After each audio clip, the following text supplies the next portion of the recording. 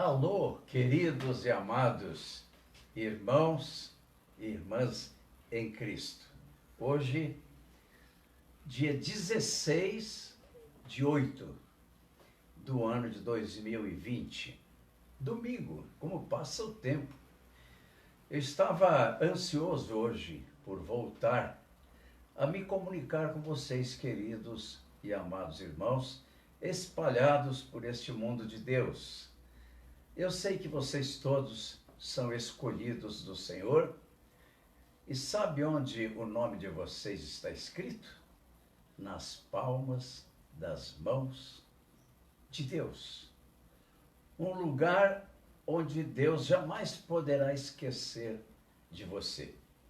E hoje eu quero trazer uma palavra que vai realmente ajudar você de alguma maneira a enfrentar este tempo complicado, difícil, que as pessoas estão chamando de o novo normal. Ou seja, o anormal tornou-se normal. E há uma situação semelhante na Bíblia, tendo como personagem principal, como não poderia deixar de ser, o Criador dos céus e da terra. O seu nome é Jesus Cristo. E o nome da nossa mensagem, para você gravar bem, encontra-se no último versículo do nosso texto que vamos ler, que está em Mateus 8, a partir do verso 23. Que homem é este? Uma pergunta lançada ao vento, ao léu. Que homem é este? Essa palavra não foi proclamada num momento de tranquilidade, num momento assim de sossego. Ela foi declamada e declarada num momento em que corações foram transformados por uma grande provação. E gostaria que você pensasse nisto. Se você é um filho de Deus e anda com Jesus, algumas vezes você vai passar por problemas sérios, dramas, cujo objetivo de Deus é trazer orientação prática de vida. Aqui a palavra conta que Jesus vinha trabalhando ativamente com seus discípulos. Interessante, parecia um técnico de futebol andando com seus 12 discípulos, tinha um de reserva, procurando um campinho para um treinamento. Na realidade era isso mesmo. Jesus chega à beira do mar da Galileia, isso depois de ter trabalhado muito. Ele esteve curando a filha do centurião de Cafarnaum, olha que nome, hein? E ele teve também fazendo outras coisas maravilhosas. De vez em quando a gente pode até trocar algum personagem, não é mesmo? Mas esse centurião recebeu uma bênção. Em seguida, quem recebeu a bênção, imagina, a sogra de Pedro. Aí Jesus já estava mostrando que ele não faria de maneira alguma acepção de pessoas. Em seguida, veio o grande teste dos discípulos. Como estamos no capítulo 8 de Mateus, este livro foi escrito por um dos 12, talvez o mais intelectualizado deles. E esta carta, este evangelho foi escrito para os judeus, especificamente, logicamente extensivo a todos os povos, gerações como a nossa. Mas era específico para o judeu devido ao linguajar bem no hebraico de Mateus. E Mateus, ele escreve assim muito feliz, muito numa surpresa daquilo que estava acontecendo. Ele conta aqui que Jesus entra no barco, certamente o barco devia ser da família de Pedro, seu irmão André, porque eles eram pescadores, saíram da pescaria, mas o barco ficou com a família, principalmente com o pai de Pedro e André. E ele entrou no barco. Mas nesse barco diz que ele resolveu ir embora. Ele ia para o outro lado do mar da Galileia, de uma certa forma também escapando dos seus eleitores, se ele fosse político. O povo andava atrás dele porque o povo sempre teve muita sede de ouvir palavras boas, palavras vindas de Deus, como você tem sede das palavras de Deus, e é por isso que você está aí. Você está em busca de um milagre, como aquele povo também estava. Já de per si, a própria palavra de Deus já é um milagre. Acontece que entrou no barco. E aqueles homens, a maior parte deles, eles eram muito comuns no trabalho marítimo. Inclusive, só havia o mar Mediterrâneo, ficava muito longe dali. O Mar Morto, que o próprio nome diz, não prestava para nada. Não tinha peixe, não tinha coisa por isso, chamava morto. E o Mar da Galileia, que era um mar piscoso. Muita gente vivia da pescaria naquele mar. Entraram no barco com a intenção de ir para o outro lado. E lá vão eles, abrem as velas. Hoje você vê que interessante, o mundo está de novo usando o vento para produzir eletricidade e para produzir tanta coisa boa. Ali o vento impelia as velas presas aos barcos e o barco foi indo. Só que, de repente, acontece o seguinte. Puxa vida, isso é boa, né? É isso mesmo, obrigado, gente. Jesus não fazia acepção de pessoas. Graças a Deus. Por isso que ele curou a sogra de Pedro, a dona Carolina, ela se chamava, né? A sogra de Pedro. A dona Carolina estava com uma febre terrível, ficou curada, tão feliz que foi preparar a mesa para os discípulos. Acontece que desabou uma tempestade no mar. O vento começa assim, aquilo não vem de repente. Vem um vento, para eles estava bom, o vento ia levar o barco. Mas de repente, não só o vento, como as ondas do mar começaram a engrossar, a se avolumar. O vento era tão forte, levantava as ondas, e os discípulos, acostumados àquilo, no entretanto, perceberam que aquela tempestade era um pouco diferente. Certamente, Satanás estava por trás daquilo. E diz que as ondas passavam por sobre o barco.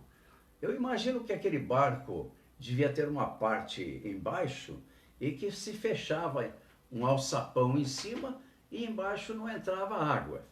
Mas pensem nisso, quem estava no barco era a garantia deles. Não era outro senão o Messias. Mas os discípulos ainda estavam conhecendo Jesus. Ele estava se descobrindo aos poucos. Eles não sabiam o tamanho da estatura daquele homem que estava no barco.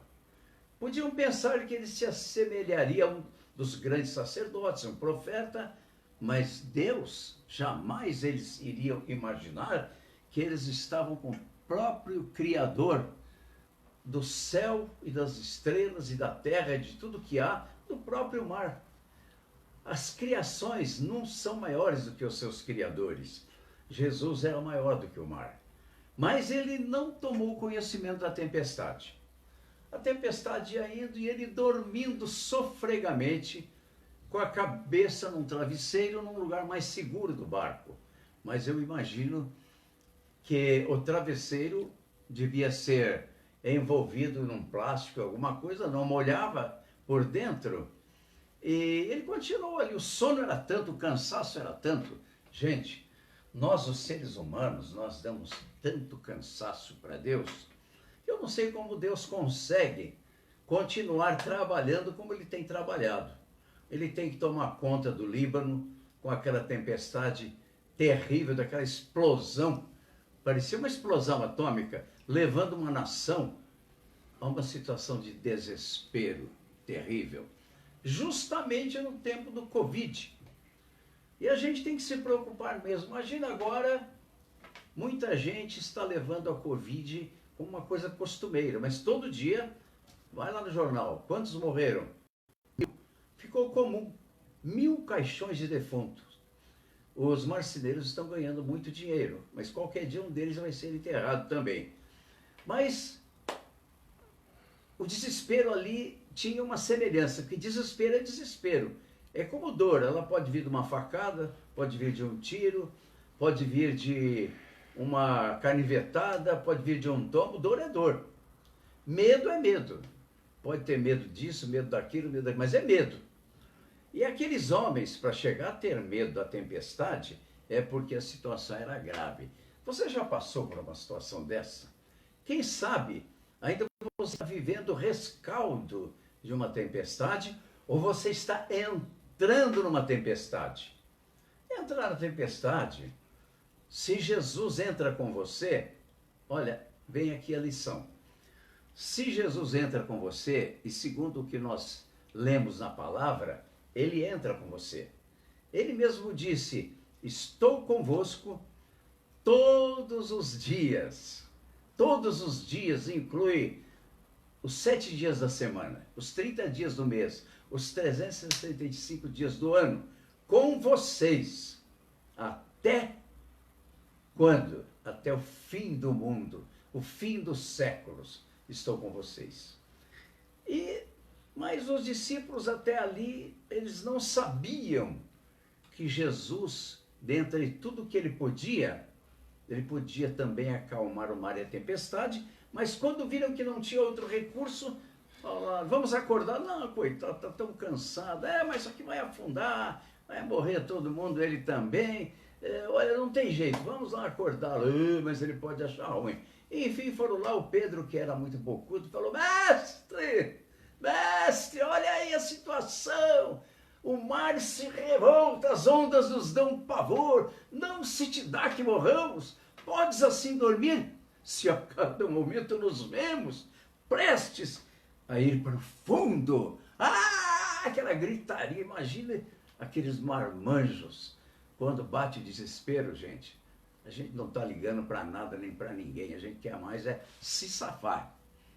Se você está querendo se safar de algo hoje, e você crê que Jesus está com você desde que você esteja com ele, se você é cristão, se você tomou uma decisão, entregou a tua vida a Jesus, certamente que ele não mente, então ele está com você.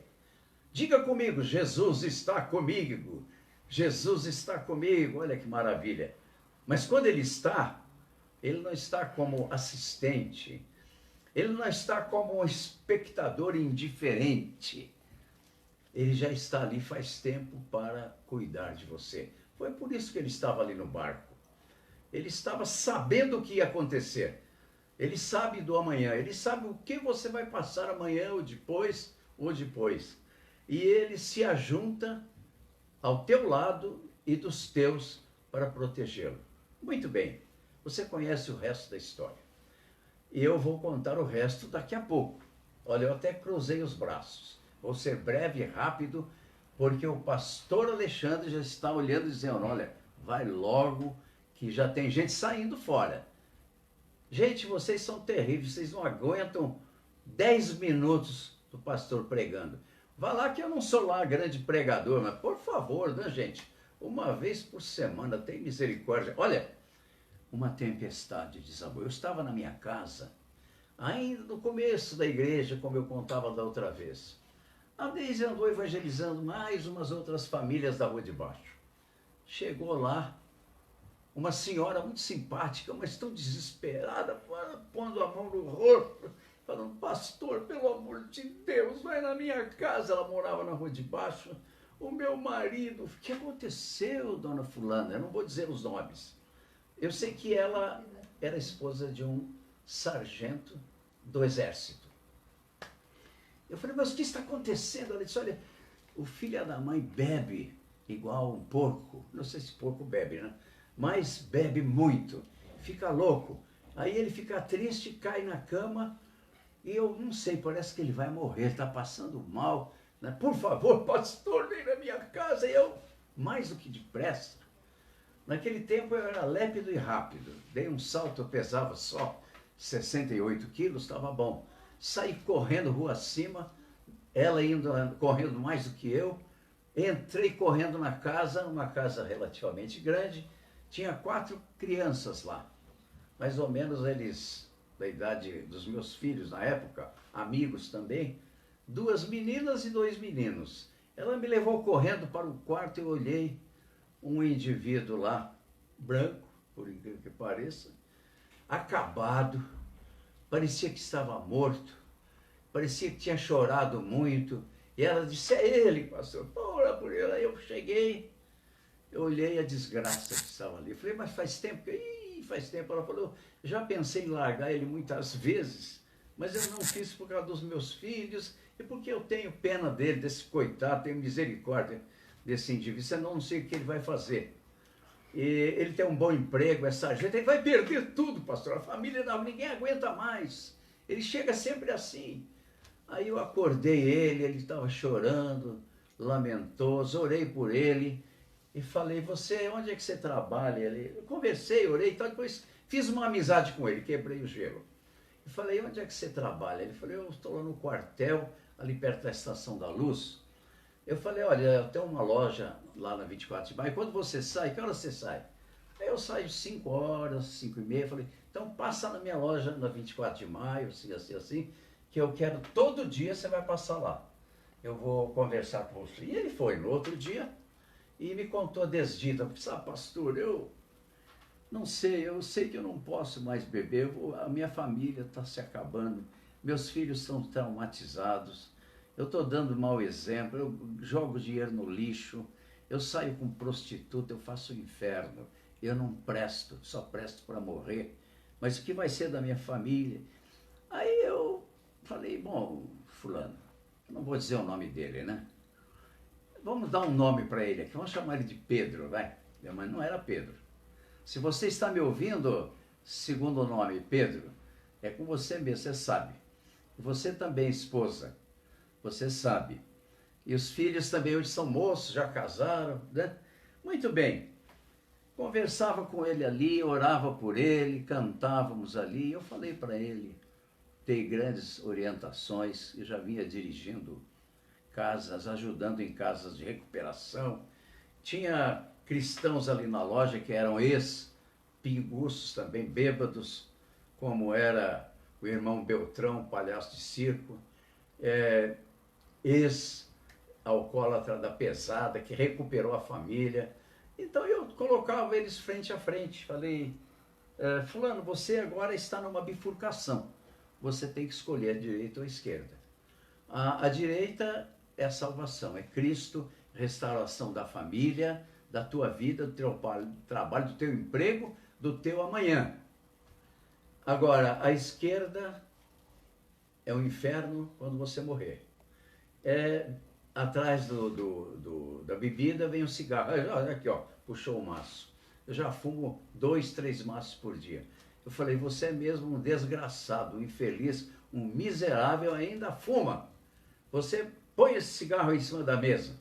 Ele pôs ali, né? Eu ia falar, põe a garrafa de cachaça, mas não tinha. Falei, mentalmente, põe aí a garrafa. E ali então começamos a orar, repreender. Uma coisa é verdade, ele queria ser liberto, ele não sabia como. Falei, agora você vai entregar tudo isso para Jesus. Gente, todo dia ele fazia entrega. Até que um dia, não muito depois, conversando com a esposa dele, com a minha esposa, falou, meu marido está diferente. Não chega mais bêbado em casa, está diferente, traz bala para as crianças, sorri, me abraça e outras coisas mais.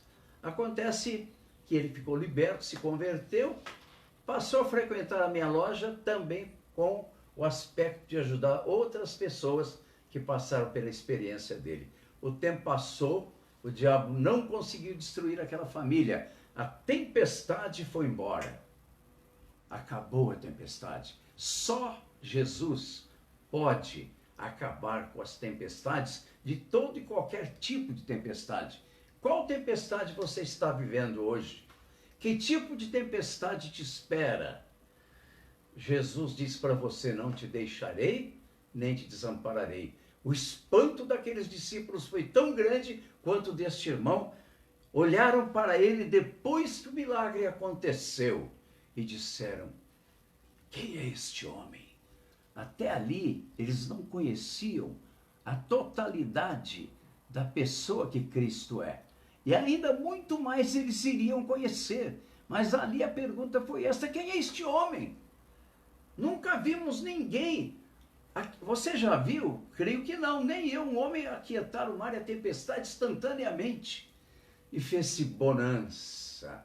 Bonança é paz, é tranquilidade, é a vida boa que a gente quer. Assim aquela família entrou na bonança, sem tempestade, sem um homem se matando e acabando com a família, sem a droga do vício, sem cachaça, sem cigarro. Dali para frente, vida nova. E aí ele começou a conhecer o Cristo. Ele e a sua esposa tornaram-se cristãos. Problemas vieram, mas nunca mais ameaçando afundá-los, porque nunca mais eles se afastaram de Cristo e nem Cristo deles. Quero orar por vocês. Senhor meu, Cristo meu, este homem foi um mistério para tanta gente naquele tempo e continua sendo um mistério para tanta gente hoje. Como é bom conhecer Jesus. Senhor, eu quero encorajar esses meus irmãos de todos os lugares, onde eles estiverem, quero encorajá-los a ir desdobrando o livro que vai narrando a personalidade divina, estonteante, envolvente do moço de Nazaré, do filho do carpinteiro, que possam conhecê-lo em todos os seus matizes, em suas capacitações, e venham agora, neste momento, entregar as suas tempestades, ameaças de tempestades, tempestades que já levaram, como lá em Santa Catarina, levaram tantas casas, tantos telhados. As tempestades estão desabando literal, psicologicamente, emocionalmente, espiritualmente, sobre todas as pessoas. Mas existe uma fortaleza inexpugável que se chama Jesus Cristo. Receba agora Jesus Cristo na sua vida. Entrega as tuas tempestades. Acorda Jesus. Ele finge que dorme. Mas é melhor Jesus dormindo no meio da tua tempestade do que um exército de 1000 homens acordados só fazendo confusão. Que Deus os abençoe. Um beijo para vocês todos e até o próximo domingo com a graça de Deus. Amém e amém.